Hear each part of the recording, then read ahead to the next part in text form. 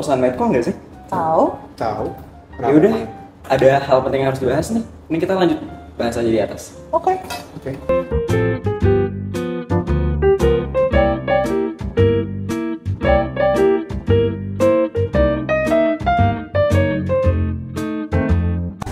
Tadi lo mau bilang tentang perusahaan apa? Perusahaan Medco, kamu tahu nggak? Kayaknya pernah denger deh. Oh, yang 2019 itu ada insiden gas bocor kan? Betul.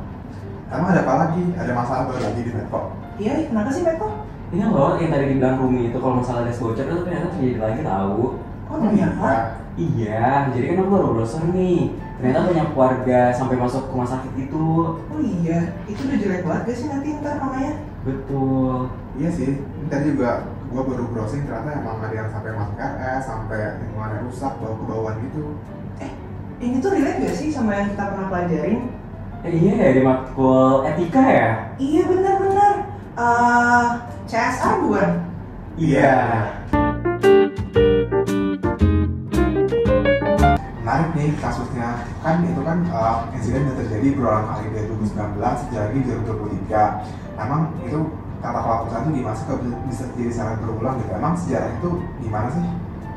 Kayaknya menarik juga nih kita bahas. Boleh deh, yuk kita bahas aja. Nah, jadi tuh ini tuh kasusnya tuh dimulai pada tanggal 24 September 2023 kemarin. Nah, itu tuh ada kebocoran gas kayak gitu kan ketika mereka gali sumur dan sebagainya kayak gitu si PT Medco ini. Terus lebih dari 350 warga itu kayak keracunan gitu, kayak ada 29 warga yang dilarikan ke rumah sakit, terus ada yang pusing, sakit, napas dan sebagainya kayak gitu. Nah, mereka itu sakit ketika mereka habis kecium bau gas itu loh dari yang keluar dari perusahaan tersebut. Dan ini tuh bener banget tadi tuh, ini bukan kejadian pertama, ini tuh udah kejadian berulang kali yang mana 2019 itu terjadi, 2020 juga sempat terjadi, dan 2021 bahkan itu sempat terjadi juga kayak gitu. Parah juga ya ternyata. Tapi Medco itu sebenarnya perusahaan apa sih?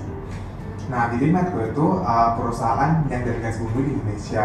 Dia tuh bekerja di sektor hulu dan Medco itu merupakan salah satu perusahaan terbuka di Indonesia. Nah, untuk Medco yang terjadi di Aceh ini itu adalah Medco PT Medco E&P Malaka. Itu adalah merupakan salah satu anak perusahaan dari Medco E&P Indonesia. Jadi ini adalah perusahaan yang diberikan kewenangan untuk mengeksplorasi Blok A, sumur Blok A gas di Aceh yang memiliki gas reserve kurang lebih sebanyak 450 cubic feet untuk memenuhi demand di area Aceh dan juga Sumatera Utara.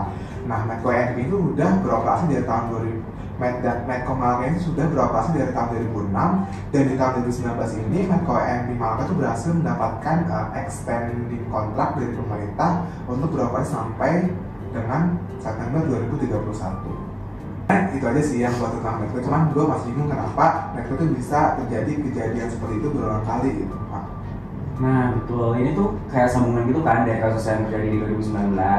Nah ini tuh kayak diduga si PT Medco ini tuh kekurangan apa ya, sistematik dalam protokol keselamatan, terus kepatuhan dalam peraturan mereka terkait keselamatan gitu loh. Dan ini tuh kayak membuktikan bahwa standar keselamatan PT Medco Malaka ini tuh masih rendah kayak gitu. Jadi kayak tidak hanya masyarakat direpotkan dengan kebocoran gas, tapi dengan hal-hal lain juga yang mana itu nggak sejalan dengan peraturan CSR kayak gitu. Jadi ini mirip ya sama yang tahun 2019 waktu PT Medco itu gasnya juga menyebar kemana-mana dan ada kebocoran. Tapi mereka cepet sih nanganinnya, mungkin karena mereka sadar kalau CSR perusahaan mereka itu sebenarnya penting.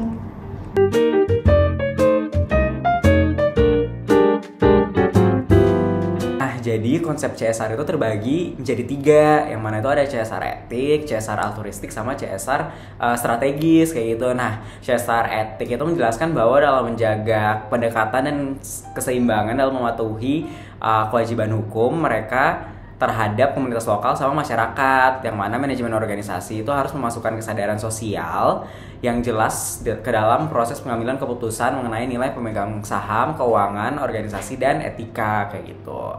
Kedua itu ada CSR altruistik, yang mana dunia usaha mensponsori inisiatif tertentu yang bermanfaat bagi komunitas lokal atau program nasional atau internasional yang ditunjuk. Nah, otorasi ini tuh diberikan sebagai upaya filantropis terlepas dari profit yang akan didapat sama perusahaan kayak gitu. Nah, yang terakhir itu ada CSR strategis yang mana menyatakan bahwa terlibatnya dalam upaya yang diarahkan secara eksplisit pada program-program yang akan menghasilkan publisitas yang menguntungkan bagi organisasi dapat ditafsirkan sebagai perilaku mementingkan diri sendiri oleh organisasi itu sendiri kayak gitu.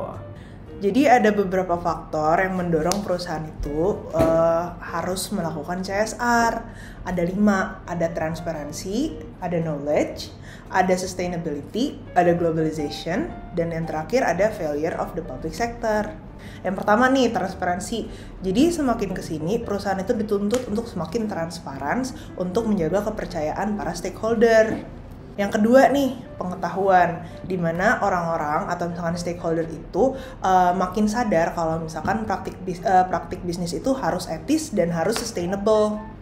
Yang selanjutnya sustainability. Nah, sustainability itu karena banyaknya peningkatan kekhawatiran terhadap permasalahan lingkungan yang terjadi, jadi menekankan perusahaan itu harus bikin praktik bisnis juga yang sustainable untuk jangka panjang. Selanjutnya globalization. Karena kita kan semua semakin terhubung nih, jadi perusahaan itu harus bisa mengatasi tantangan global melalui CSR. Nah, yang terakhir, failure of the public sector, di mana respon pemerintahan itu tidak memadai untuk mendorong perusahaan mengambil tanggung jawab sosial dan juga lingkungan mereka. Begitu. Selanjutnya ada konsep yang namanya triple bottom line atau biasa disebut dengan 3P, yaitu profit, people, dan planet. Nah, dalam perusahaan itu kita tidak hanya bisa mengukur financial performance mereka, tapi kita juga bisa mengukur non financial performance menggunakan konsep triple bottom line ini, yaitu people berkaitan dengan societal well-being, kemudian ada planet berkaitan dengan environmental sustainability, dan juga profit tentu berkaitan dengan perusahaan itu sendiri. Nah, kan benar, soalnya ibunya waktu itu pernah ngejelasin di kelas, ingat gue. Iya, benar. Oh iya, btw ini tuh penerapan dari teorinya ke dalam kasusnya tuh kayak gimana sih? Kayak gimana?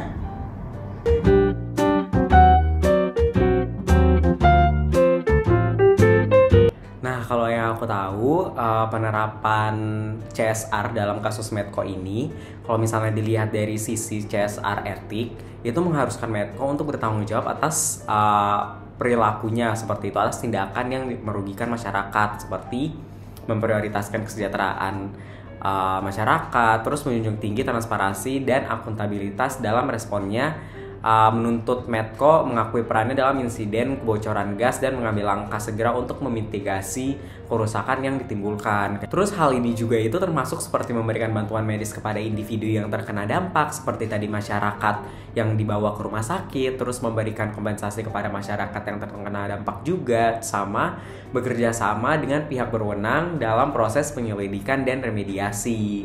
Nah, kalau dari sisi CSR altruistik, itu pasca insiden kebocoran gas, PT Medco itu bisa melaksanakan program pengembangan masyarakat yang komprehensif dengan tujuan untuk mendukung masyarakat yang terkena dampak jangka panjang dan bisa mencakup pada investasi pada infrastruktur sebagai upaya proaktif untuk mencegah kejadian serupa terjadi di masa depan.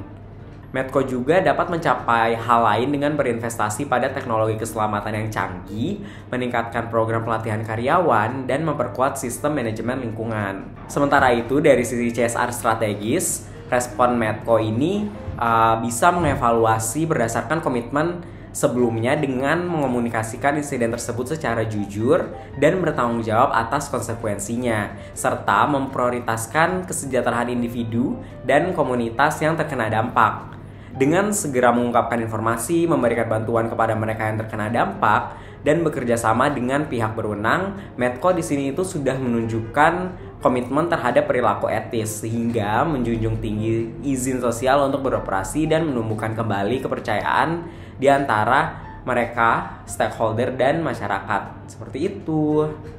Kemudian dari konsep triple bottom line, insiden kebocoran gas Medco Malaka ini menjadi contoh yang kompleks antara operasional perusahaan, kelestarian lingkungan, dan juga kesejahteraan masyarakat.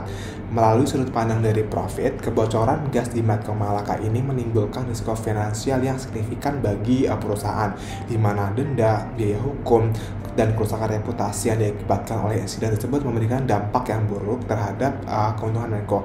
Belum lagi, Medco harus bertanggung jawab terkait dengan biaya pengobatan, biaya pengembalian atau restorasi lingkungan, dan lain sebagainya. Kemudian dari sudut pandang planet, insiden kebocoran gas ini mempunyai dampak yang besar terhadap lingkungan, di mana gas tersebut membahayakan kualitas udara, membahayakan integritas tanah, dan juga dapat merusak ekosistem lokal di wilayah tersebut.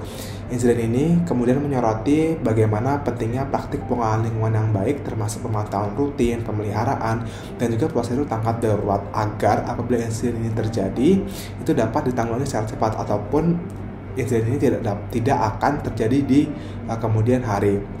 Yang terakhir, dari sudut pandang people, di mana safety dan juga societal well-being masyarakat lokal yang tinggal di daerah yang terkena dampak menjadi penting, karena pelepasan gas beracun ini menimbulkan risiko kesehatan bagi penduduk dan juga menekankan potensi konsekuensi sosial dari kelalaian perusahaan.